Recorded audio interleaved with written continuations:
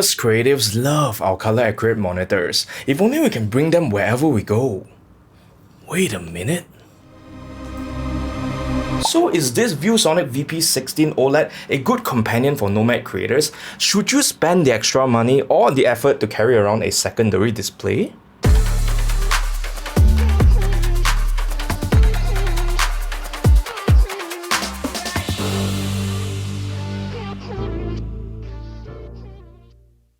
Now, I've just done a comprehensive guide on portable monitors that you should check out if you haven't already. This is more of a review on the Viewsonic VP16 OLED because I was curious about the practicalities of using something like this as a creative professional and content creator. Let's just start with things that I like about it.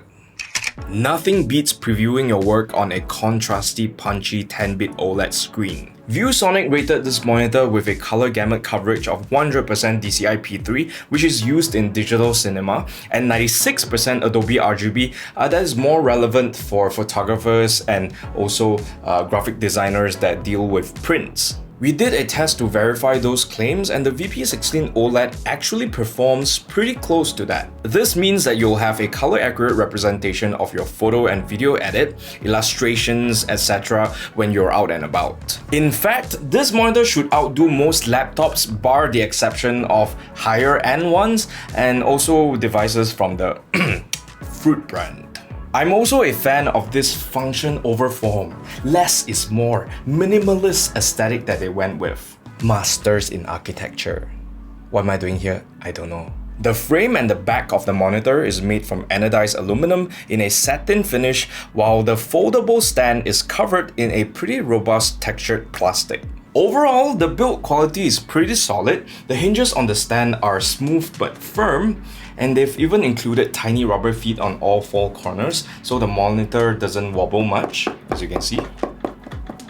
Steady pompipit. Viewsonic has also put in some thought on ergonomics for sure.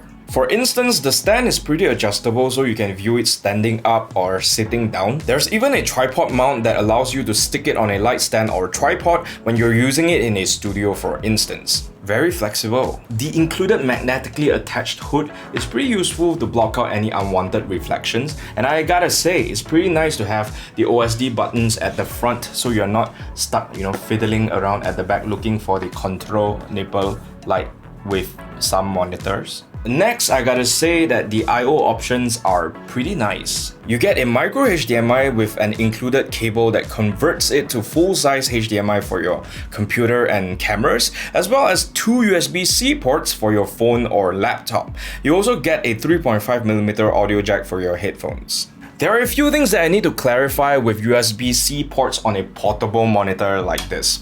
Firstly, they are mostly used for display output as well as power delivery, so you can't really stick a USB drive or SSD and have it transfer files to your laptop, or even stick on a mouse or keyboard, for instance. Believe me, I've tried.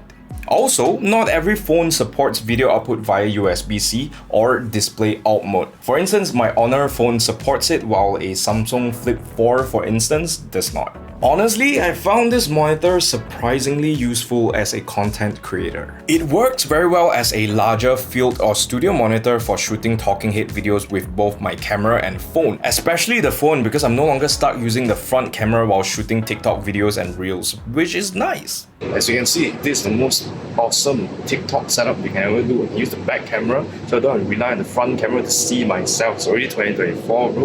When shoot blinds, I'm all like, what screen? Can see. I've also used it as a director's monitor with a longer USB cable when my videographer was capturing B-rolls. By the way, it also works well as a secondary display to my iPad Pro, which allows me to multitask better without lugging around a sizable laptop. Nice. Now let's talk about things I don't like.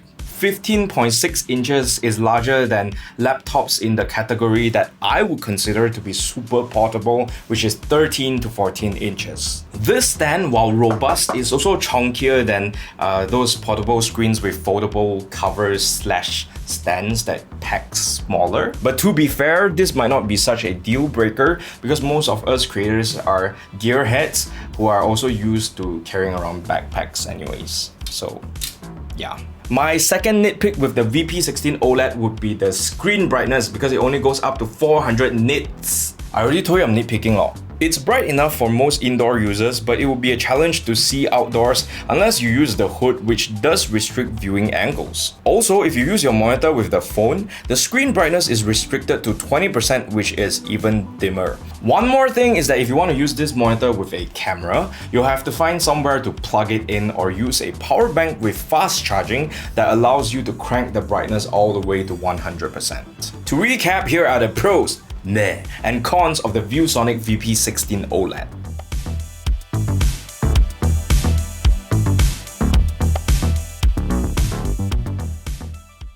All in all, I think that this is a pretty useful monitor for content creators, surprisingly. Considering that we're doing a lot of mobile content and we're on the go most of the time, having a monitor like this will allow you to, say, put it on a desk and use it at home, and then take it to a hotel or Airbnb when you're traveling, and at the same time just stick it wherever you want while shooting, with your phone, and use its main camera, which is the better camera for the most part.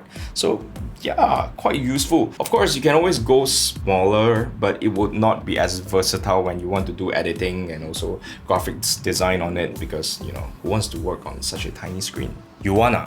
Then you do you lor. That is everything I have to say about the Viewsonic VP16 OLED. Leave a comment down below if you have any questions regarding this monitor, and I'll try my best to reply to you. If you found this video helpful, don't forget to like and share, and maybe use the affiliate links at the bottom to buy one for yourself. And also subscribe to our YouTube channel and hit that notification bell to see more content like this, or follow us on Facebook, TikTok, and Instagram to see more shenanigans from the Mobhouse crew.